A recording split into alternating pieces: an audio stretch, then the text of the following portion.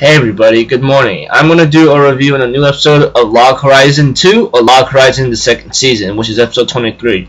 Now this episode actually came out well because, I was given a hint after I finished watching episode 22 that a friend or a YouTuber told me like, hey man, between these two people right here, it's going to be very important, so take a look at it. When I looked at it carefully and analytically, it is important, but if I were to look at it as an audience, as an audience, I just go like, whatever. It's just between some kid and some adventurer, man. Come on now. But the way I see it in my own way, it's a very strong bond. So if anything else, let's go. Okay, at the beginning we see to it that Shiroi is given about the money information, how much it will cost to maybe go to the moon, and I'm not even sure what the price is, but guarantee not even Akihabara's money for it to gather won't even be enough. And I go like, dude, I don't even know how much it is, but right now the price is just scaring me. Like I cannot even imagine how expensive it would be just to maybe try to build something to get to the moon, or probably something else. And she's always been thinking about it, and Akatsuki made the funny moment. Hey, you got wrinkles on your head or something. And I'm thinking in my mind, Akatsuki, you can never get enough of that, can you? And after that, we see to it that Toya, Minori, Serara, along with along with the bard girl, which I've forgotten her name, Isuzu. It seems like to me that Toya is really excited to go home, and I go like, I like that because if I remember correctly about what happened to him in the real world, he's still willing to go back there and make a place for himself, which is a good thing. I mean, we all work hard to try to find ourselves somewhere where we belong in the community of the globe, and I understand that. And as for Minori, she doesn't really know. Isuzu, she thinks it's going to be hard, and I was thinking about mine. Everything is not meant to be easy. It's meant to bite you in the butt and tell you if you can either go back or you can go forward. I'm trying not to be an a-hole, but that's what life is to me, the way I'm looking at it. It's something that I learned from my own ways of doing things. I'm pretty sure everyone understands that too. So after that, we see a scene about Totoro wanting to talk to Lenisa or something, and her idea about having another idol, dude, it's just annoying. I'm thinking about mine, girl, boy, just shut up, alright? Call me an a-hole, but I'm just saying my own ways of thinking. Anyways, there was something about Krusty, and I'm thinking about mine, where the heck is Krusty?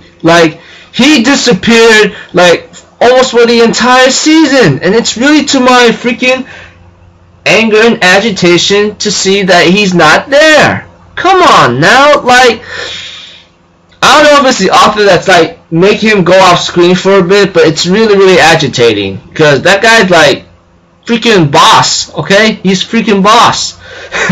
Anyways, the bond between Isaac and Iselis seems really cute and funny, They had a little talk here and there, and Isaac was a little annoyed, going like, whatever, I don't care about this kid at all, I'm just going to keep an eye on him as it's my job. But later on, as the episode progresses, Isaac himself begins to develop and grow because he looks at the people of the land, he's all like, I never cared two cracks or whatever it is about these people, They're just like NPCs probably, the way if I were to think like him. But later on he ends up respecting them and actually care for them in the end, saying that, oh, they're not too bad, I go like, of course they're not too bad. Eventually, it'll be cool to actually meet an NPC that's actually not much of a pain in the butt, And as for Isaac, he trains Isis in terms of swordsmanship, but what I really enjoyed about Isaac, is he's starting out his development in this episode, which is pretty nice, because he thought the people of the land was just like, they're just there just to be there, but he knows better than that.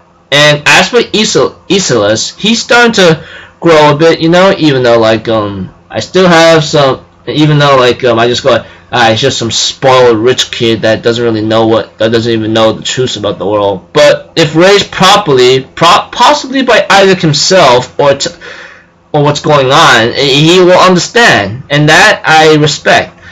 And the day of his birthday, you know, and his sister comes over, etc., there was an assassination attempt, but Isaac protected Isolus from it. Like some guy trying to assassinate Isolus by drinking a juice with poison, probably, and thanks to Isaac's ear thing, which came out of nowhere, not to be mean as an April, he managed to save Isolus, and they end up using smoke gas or some kind of smoke that's really a paralysis, you know, and they manage to get out of there, and Isaac defeats him, and he tells Isolus, and Isolus actually grew to actually learn how to protect himself with the sword, which is pretty nice. And I go like, yeah man, that's how you do it, keep it up.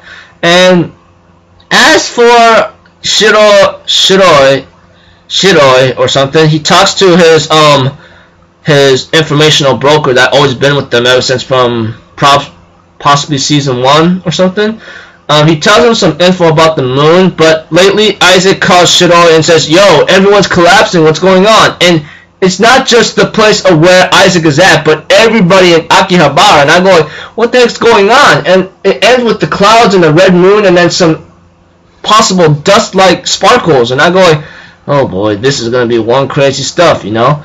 And next episode, it's going to be like maybe a raid or something. Like someone's probably going to prevent me from going home. And I go like, dude, I don't know how this is going to go, but guaranteed to freaking heck right now. If they end in a terrible, terrible cliffhanger in the second season, I'm really going to snap out and go nuts and crazy. I'm not playing because, you know, I love this series. But, you know, like, a cliffhanger maybe such as season 1 is not too bad. But if it goes way worse than that, guarantee, I don't know how long we have to wait, but I'll guarantee, like, we're gonna have to wait for a long time before, like, we could get a 3rd season of Log Horizon, okay? So, overall, this was a nice episode, seeing the development of Isaac and Isolus, you know, and proving me wrong, and giving out much more information that's very, very valuable, in my own opinion. So, overall, it was a nice episode. I'm gonna end it here, people.